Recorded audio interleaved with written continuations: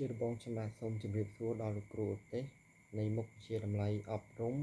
និងសូមជម្រាបសួរទៅដល់លោកគ្រូអ្នកគ្រូដែលជាសមាជិកនៅក្នុងថ្នាក់ខដេនៃសាលាគ្រូផ្សលខាតកែវខ្ញុំបាទឈ្មោះអុកសីហាមានលេខរៀងទី27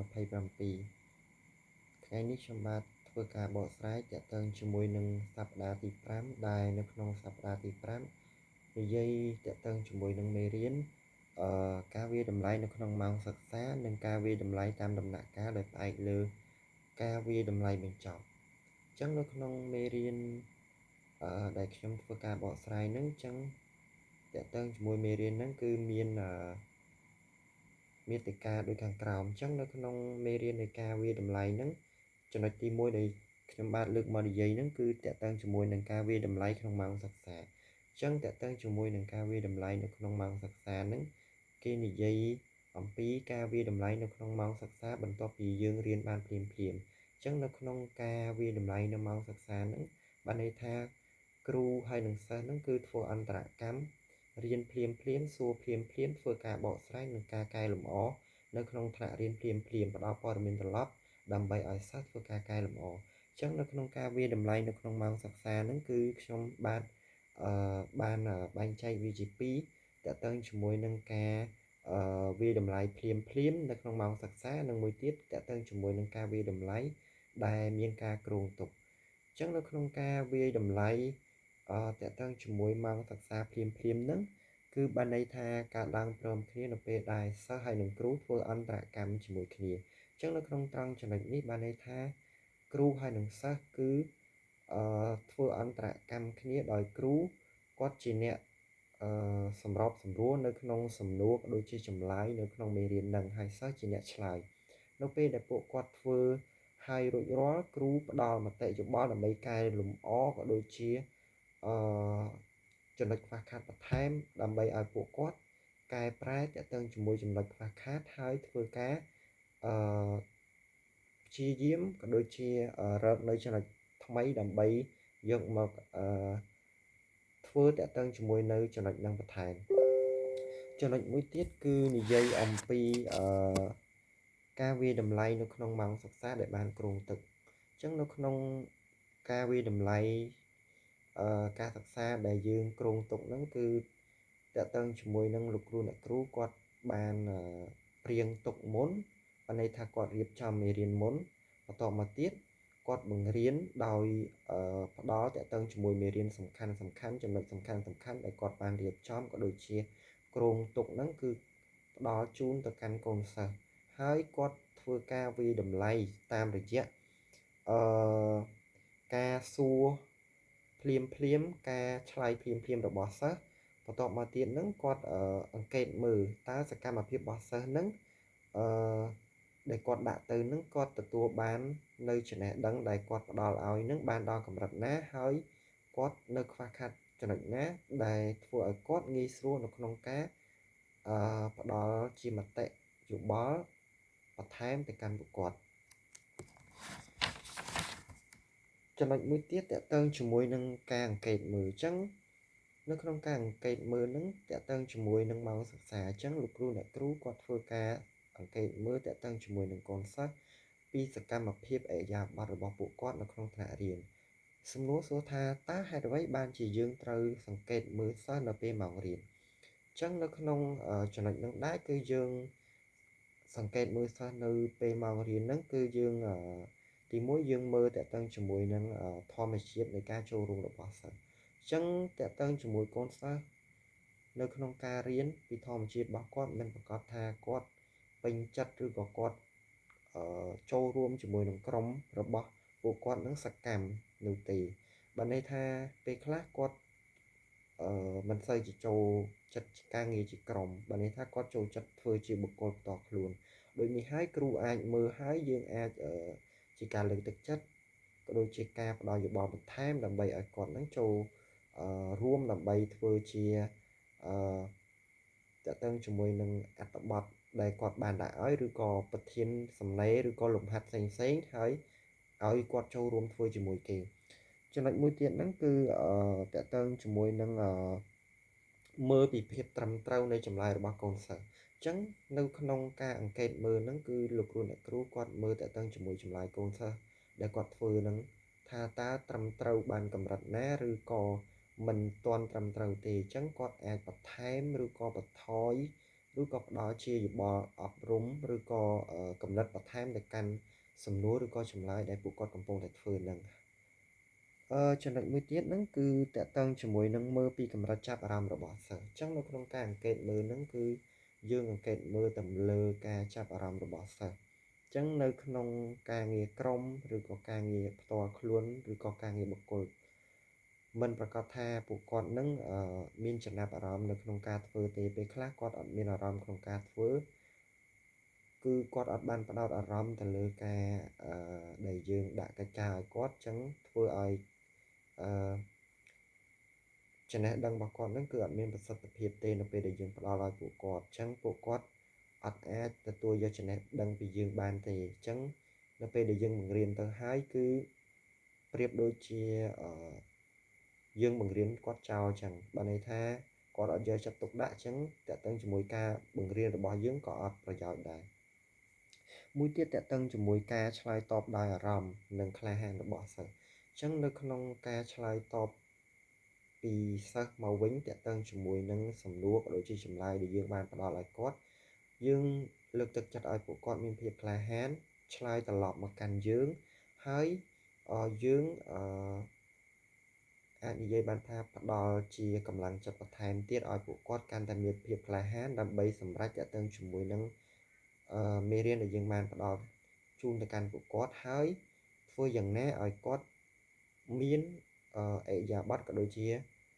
ការចូលរួមបន្ថែមទៀតដើម្បីឲ្យពួកគាត់កាន់តែក្លាហានជាងនេះទៅទៀតចំណុចមួយទៀតតកតឹងជាមួយនឹងសំណួរផ្ទាល់មាត់អញ្ចឹងនៅក្នុងសំណួរផ្ទាល់មាត់នេះចាំបាច់ត្រូវតែធ្វើរៀងរាល់ពេលដែលយើងបង្រៀនផ្ទាល់បើន័យថាយើងត្រូវសួរសំណួរតកតឹងជាមួយមេរៀនក៏ដូចជាសកម្មភាពនៅក្នុងថ្នាក់បង្រៀនរបស់យើងភ្លាមនៅក្នុងម៉ោងសិក្សារបស់យើងមួយម៉ោងសិក្សាឬក៏មួយពេលដែលយើងសិក្សានឹងអញ្ចឹងនៅក្នុងការសង្កេតគ្រូនឹងគឺសង្កេតទៅលើរបៀបឆ្លើយសំណួររបស់សិស្សកំឡុងពេលដែលបង្រៀនដើម្បីដឹងថាសិស្សនឹងគឺពួកគាត់អាចឆ្លើយនៅសំណួរដែលយើងដាក់ឲ្យនឹងបានចំគោលដៅនៅពេលដែលយើងសួរសំណួរទៅកាន់ពួកគាត់គឺយើងសួរហើយយើងប្រកាសជាចង់បានតឹងជាមួយនឹងចម្លើយដើម្បីចំគោលដៅដែលយើងចង់សួរហើយចំណុចមួយទៀតតើគ្រូត្រូវធ្វើដូចម្តេចដើម្បីសួរសំណួរផ្ទាល់មាត់ឲ្យមានប្រសិទ្ធភាពអញ្ចឹងនៅក្នុងត្រង់ចំណុចនេះគ្រូចង់ធ្វើតកតឹងជាមួយសំណួរឲ្យមានប្រសិទ្ធភាពហ្នឹងគឺពួកគាត់អាចមើលទី1តកតឹងជាមួយនឹងសួរសំណួរឲ្យចំបើន័យថាសួរសំណួរចំតកតឹងជាមួយមេរៀន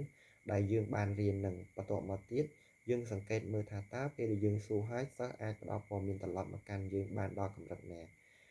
ទី2តកតឹងជាមួយនឹងសួរសំណួរគូផ្គងជាមួយលទ្ធផលរំពឹងទុកអញ្ចឹងនៅពេលដែលយើងសួរគាត់គឺយើងប្រកាសណារំពឹងមកវិញតកតឹងជាមួយចម្លើយរបស់គាត់គឺយើងអាចរំពឹងថាពួកគាត់នឹងចេះឬនឹងផ្ដល់ព័ត៌មានត្រឡប់មកកាន់យើងប្រកបទៅដោយប្រសិទ្ធភាពខ្ពស់ចំណុចមួយទៀតតកតឹងជាមួយសួរសំណួរដែលសិស្សក្នុងថ្នាក់ទាំងមូលអាចឆ្លើយបានអញ្ចឹងពួកយើងអាចសួរពួកគាត់តកតឹងជាមួយនឹងសំណួរមិន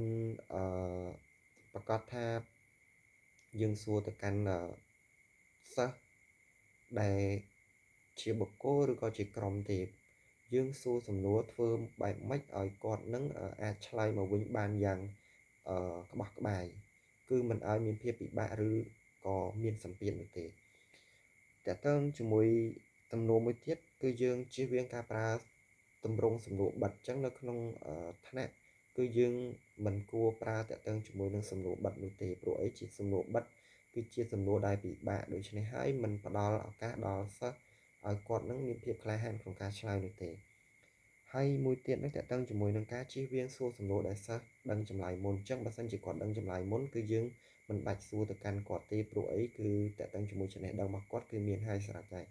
អញ្ចឹងមួយទៀតតកតឹងជាមួយនឹងសំណួរតាមកម្រិតតកតឹងមួយកម្រិតហ្នឹងក៏ដូចគ្នាដែរយើងសួរសំណួរតកតឹងជាមួយកម្រិត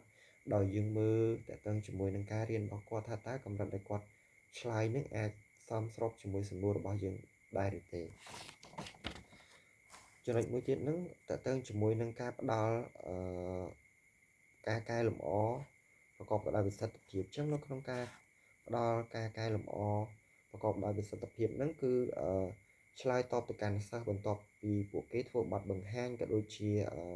ធ្វើការបកស្រាយរួចរាល់គឺយើងអាចផ្ដល់ព័ត៌មានត្រឡប់ទៅកាន់សិស្សហើយយើងអាចកែលម្អតាមរយៈចំណុចខ្វះខាតរបស់គាត់អញ្ចឹងភេទនៃការកែលម្អហ្នឹងគឺយើងអាចប្រើនៅចំណុចសំខាន់ៗតើតើជាមួយនឹងចំណុចកែលម្អដូចខាងក្រោមទី1គឺទទួលស្គាល់ចម្លើយដោយមិនមានព័ត៌មានត្រឡប់អញ្ចឹងបានន័យថាមិនមានព័ត៌មានត្រឡប់គឺសិស្សគាត់ប្រកាសណាស់ថាតើតើជាមួយចម្លើយដែលគាត់ឆ្លើយគឺត្រឹមត្រូវអញ្ចឹងយើងអត់ចាំបាច់ផ្ដល់ព័ត៌មានត្រឡប់ទៅកាន់ពួកគាត់ទេចំណុចទី2គឺទទួលចម្លើយខុសហើយអនុញ្ញាតឲ្យពួកគាត់នឹងរៀនបន្ថែមក៏ដូចជាធ្វើឡើងវិញអញ្ចឹងនៅក្នុងចំណុចនេះគឺយើងមិនចាំបាច់ដាក់កំហិតឬក៏ដាក់សម្ពាធទៅកាន់ពួកគាត់ទេនៅពេលដែលពួកគាត់ឆ្លើយខុសយើងគ្រាន់តែផ្ដល់ជាកម្រិតបន្ថែមហើយឲ្យគាត់កែប្រែនៅចំណុចខ្វះខាតរបស់គាត់ដល់ឲ្យគាត់ធ្វើឡើងវិញទៅគឺចប់សពគ្រប់ចំណុចមួយទៀតគឺបង្ហាញចំណុចសំខាន់នៃមេរៀនដែលកំពុងរៀនអញ្ចឹងយើងចំណុចសំខាន់គឺយើងបង្ហាញទៅកាន់គាត់ទៅដើម្បីឲ្យពួកគាត់ងាយស្រួលក្នុងការធ្វើព័ត៌មានត្រឡប់មកកាន់យើងចំណុចមួយទៀតហ្នឹងបំផុសកម្រិតឬក៏តម្រុយបង្ហាញផ្លូវទៅរកចម្លើយត្រូវអញ្ចឹងនៅក្នុងចំណុចនេះគឺយើងមិនចាំបាច់ធ្វើនៅប្រភេទសំណួរបត់ទេគឺយើងធ្វើលក្ខណៈថាសំណួរបែប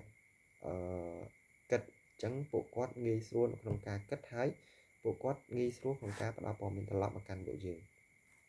ចឹងមួយទៀតក៏តកតងជាមួយនឹងចំណុចការវាតម្លៃតាមដំណាក់កាលដោយផ្អែកលើការវាតម្លៃបញ្ចប់ចឹងនៅក្នុងចំណុចហ្នឹងគឺមាន3ចំណុចបន្ថែមទៀតតកតងជាមួយនឹងប្រភេទទី1នៃការវាតម្លៃតាមដំណាក់កាលដោយផ្អែកលើតម្លៃបញ្ចប់ចំណុចទី2ការផ្ដល់ព័ត៌មានត្រឡប់និងចំណុចទី3គឺការកែប្រែឬក៏កែលម្អនៃការបង្រៀនអញ្ចឹងនៅក្នុងចំណុចទី1ប្រភេទនៃការវាតម្លៃតាមដំណាក់កាលដោយផ្អែកលើតម្លៃបញ្ចប់ហ្នឹងគឺទី1តកតងជាមួយកិច្ចការផ្ទះអញ្ចឹងកិច្ចការផ្ទះហ្នឹងគឺផ្ដល់ឲ្យសិស្សដោយពួកយើងនឹងដាក់កិច្ចការផ្ទះឲ្យពួកគាត់ហើយបន្ទាប់មកទៀតយើងឲ្យគាត់ធ្វើដើម្បីពង្រឹងចំណេះដឹងបន្ថែមរបស់ពួកគាត់នៅផ្ទះហើយឲ្យពួកគាត់ផ្ដល់ព័ត៌មានត្រឡប់មកយើងនៅពេលដែលគាត់មកកាន់ថ្នាក់រៀនវិញមួយទៀតគឺយើងអាចដាក់ជាកិច្ចការស្រាវជ្រាវជាក្រុមដើម្បីឲ្យពួកគាត់ព្យាយាមស្រាវជ្រាវដើម្បីយកកិច្ចការនោះយកមកឲ្យយើងដើម្បីកែលម្អក៏ដូចជាផ្ដល់នៅអឺចំណេះដឹងដែលយើងមានឬក៏ចំណុចខ្វះខាតបន្ថែមទៅកាន់ពួកគាត់ចំណុចមួយទៀតហ្នឹងគឺកិច្ចការក្នុងថ្នាក់អញ្ចឹងកិច្ចការក្នុងថ្នាក់ហ្នឹងគឺទាក់ទងជាមួយនឹងសកម្មភាពក្នុងថ្នាក់របស់ពួកគាត់ដើម្បីឲ្យពួកគាត់នឹងមានសកម្មភាពនៅក្នុងថ្នាក់ហើយមួយទៀតហ្នឹងគឺទាក់ទងជាមួយនឹងសំណួរខ្លីៗសំណួរខ្លីៗហ្នឹងទាក់ទងជាមួយនឹងសំណួរ quiz ឬក៏សំណួរជ្រើសរើសអីចឹងទៅដើម្បីតេស្តសមត្ថភាពរបស់គាត់ក្រោយពីពួកគាត់រៀនចប់នៅក្នុងម៉ោងសិក្សារបស់យើងអឺមួយទៀតហ្នឹងគឺតកតងជាមួយនឹងការផ្ដល់មតិត្រឡប់ក្រោយពេលរៀនចប់អញ្ចឹងតកតងជាមួយនឹងយើងផ្ដល់តកតងជាមួយលទ្ធផលរបស់គាត់នៃការសិក្សាដែលគាត់រំពឹងទុកហ្នឹងគឺយើងប្រកាសណាស់ចង់ឲ្យពួកគាត់ចេះអញ្ចឹងនៅពេលដែលគាត់រៀនចប់ហ្នឹងតើពួកគាត់អាចផ្ដល់ព័ត៌មានត្រឡប់មកយើងបានដល់កម្រិតណាបានដោយការខ្វះខាតឬក៏គាត់នៅមានកម្រិតគឺយើងបន្ថែមតទៅជាមួយនឹងចំណុចទាំងអស់ហ្នឹងហើយចំណុចមួយទៀតហ្នឹងគឺបង្កើតគំនិតផ្ដល់ព័ត៌មានត្រឡប់ចំណុចខ្វះខាតទៅកាន់សិស្សអញ្ចឹងនៅពេលដែលពួកគាត់រៀនហើយបើសិនជាមានចំណុចខ្វះខាតយើងបន្ថែមបើសិនជាពួកគាត់មិនមានខ្វះខាតទេយើងគ្រាន់តែប្រាប់គាត់តិចតួចទៅហើយធ្វើការកែលម្អទៅជាការស្រេចអញ្ចឹងមួយទៀតតទៅជាមួយនឹងដឹងពីកំហុសរបស់សិស្សដែលអាចកើតមានរួចកែលម្អអញ្ចឹងនៅក្នុងការងារកិច្ចការក្រុមឬក៏ការងារផ្ទាល់ខ្លួនទេតទៅជាមួយនឹងកំហុសគឺតែងតែមានហើយយើងធ្វើការកែសម្រួលក៏ដូចជាផ្ដល់ព័ត៌មានត្រឡប់កែលម្អហើយជាការស្រេចអញ្ចឹងតទៅជាមួយនឹងចំណុចមេរៀនរបស់ខ្ញុំសង្ខេបតទៅជាមួយនឹងសប្តាហ៍ទី5គឺមានតែប៉ុណ្្នឹងទេជាទីបញ្ចប់ខ្ញុំបាទសូមអរគុណចំពោះលោកគ្រូនិងលោកគ្រូអ្នកគ្រូទាំងអស់ដែលបានស្ដាប់នៅការសង្ខេបមេរៀនរបស់ខ្ញុំអញ្ចឹងខ្ញុំបាទមានតែប៉ុណ្្នឹងទេសូមអរគុណសូមជម្រាបលា